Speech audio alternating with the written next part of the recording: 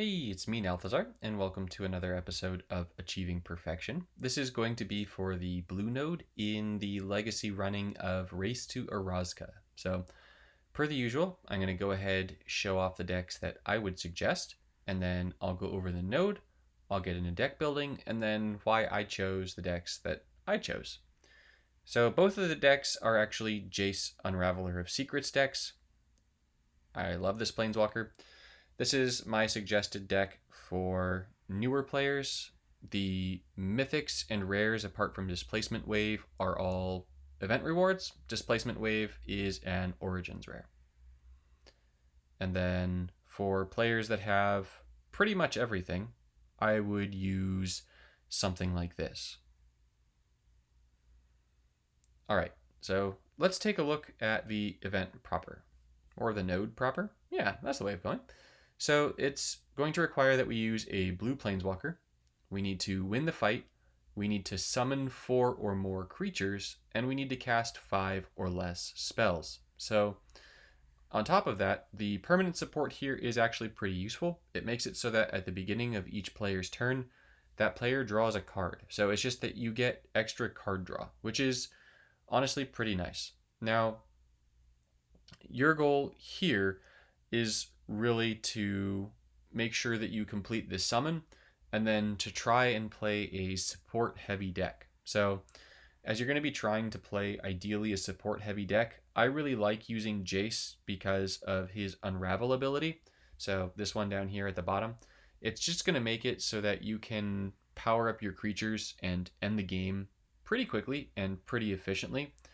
But if you have access to other blue dual walkers, so things like Tamio is great for this node because Tamio will grant you access to white, and white has a lot of token summoning. Furthermore, Tamio will give you access to green also, which will also have a bunch of token summoning, and then things that just let you cheat creatures into play, like Killer Instinct. That counts for the summon 4 or more creatures. So if you can branch out with your planeswalkers, by all means, go ahead and do so. Even though I have those walkers, I still like using Jace for this node. Now, what you're going to want to do is go into your cards, and within the colors of the planeswalkers you have, so within blue, I would actually go ahead and just type in summon. And then when you type in summon, this is just going to show you the things that are going to make tokens for you. If you happen to have it, Thopter Spy Network is going to summon all 4 of your creatures in one turn. It'll then proceed to summon those 4 creatures every turn after that and draw you a card whenever they deal damage. So this is an Origins mythic that is fantastic for this particular node. There are other options in blue that produce tokens, but there really aren't too many of them. So as there really aren't too many blue options that are going to make tokens, I would instead look at just actually casting the 4 creatures instead and then running gem conversion. So you can go into your supports, and then I would do the 2 things. So first, go ahead, see what you have, what's going to convert just to blue. And then when you see what you've got, you go ahead and put those in. And then I shouldn't put it like that. There we go. Convert to blue. And then you see what you've got. And then you go to the convert blue, you get rid of blue and just convert planeswalker, right? Walker. And then this will pull up your cards that are going to produce mana for your planeswalker's colors. Now, for the decks that I chose for this, part of why I really like Jace here, Unraveler, is that this permanent support is going to make us draw a card every turn. So that just buffs that third ability pretty darn quickly, even if we don't have additional support out for him. He has really good mana gains for a blue planeswalker, so I really like that portion of him too. And then finally, he's really a support planeswalker, so he doesn't really rely as heavily on spells as someone like Rawl, or even a planeswalker that you might be more tempted to run spells in, like Bolas. Now, you'll see here on the left side of my screen, we have this loading profile of Doom. I seem to get that a lot when I pair my phone to my computer. It just messes with the connection. So Sorry about that. Anywho, so for the decks, the deck for newer players. So here you'll see that I'm running my traditional gamut of gem conversion. So Mystic Sanctuary, Dragon's Horde, Gateway Plaza. If you have better gem conversion, by all means use it. So if you have things that are cheaper, use those. If you have other things that will draw you cards, so the blue castle from Eldraine is a great choice here. You are likely to see a bunch of tokens, so having Leyline of Singularity in your deck will single-handedly protect you from stuff like Thopter Spy Network. So this is a great card to have in your deck for this node for defense.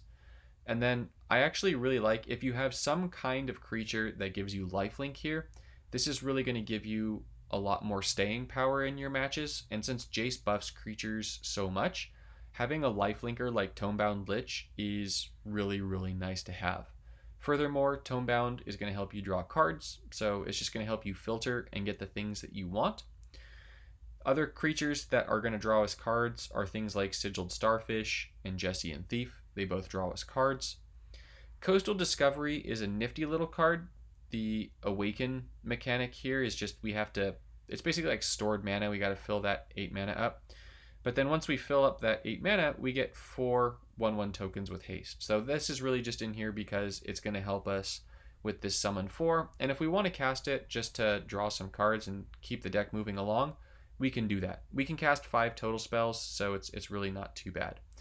Now, alternatively, instead of this, you could actually swap out another one of these for more removal.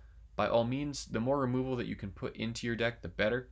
So, I mean, blue doesn't have access to a whole lot of removal in the common-uncommon range apart from bounce. I like Displacement Wave because it serves as sort of a pseudo board wipe. It's in Origins, which happens to be the set that I generally recommend newer players go for first. So that's why I threw in Displacement Wave. But if you have something like River's Rebuke, use that instead. If you have other blue cards that can give you additional control, then definitely use those. Ugin is in here because, once again, Ugin's going to summon us creatures. And so as Ugin's summoning us creatures, you can get that summon 4 creatures pretty quickly. And he's also going to get rid of some pesky vanguards. Ugin is, once again, an exclusive that was given to everyone a little while back. So hopefully you have Ugin. Now, if you have, I keep bouncing away from that. If you have pretty much everything, I would actually go ahead and use a deck more like this one over here. So this deck over here really counters a lot of the big legacy nasty things. So Platinum Angel is going to protect you from pretty much everything that's just going to go and combo off in one turn and hit you hard. So this gives you a lot of defense. Lavinia is going to protect you against all those green gem conversion decks, Blue Sun Zenith, Omniscience, all the sort of nastiness that you wind up seeing in Legacy. So I like to run Lavinia in Legacy. And then everything else here is really geared toward control, completing objectives, and giving us mana. So I've got Imbolas's Clutches and Hostage Taker to steal the opponent's creatures. I've got Thopter Spy Network in here to complete the commander portion of this, so summon the 4 or more creatures. I've got Insidious Will to just stop general nastiness. This card is crazy powerful. I've got Blue Sun. Now, I'm not going to be casting Blue Sun a lot, but since I can cast 5 spells, I could very well see myself casting a Blue Sun 2-3 times. It's very nice to use Blue Sun once you've used Jace's third ability. If you've got 3 creatures down, that's just 72 damage added right there. So it's just sort of like an I win button, which is definitely nice to have. And then finally, I've got Gem Converters in Dragon's Horde and Chrome Mox. So this is what I'm personally planning to run for the event. If you wanted to run a Tamiyo deck or something like that, I definitely couldn't fault you for that. Even a Brokon deck, and you just use that third ability and get 4 creatures. Or is it 3 creatures with Brokon? I think it's 3 creatures with Brokon. We'll double check just to make sure I'm not going cuckoo. Yeah, 3 creatures.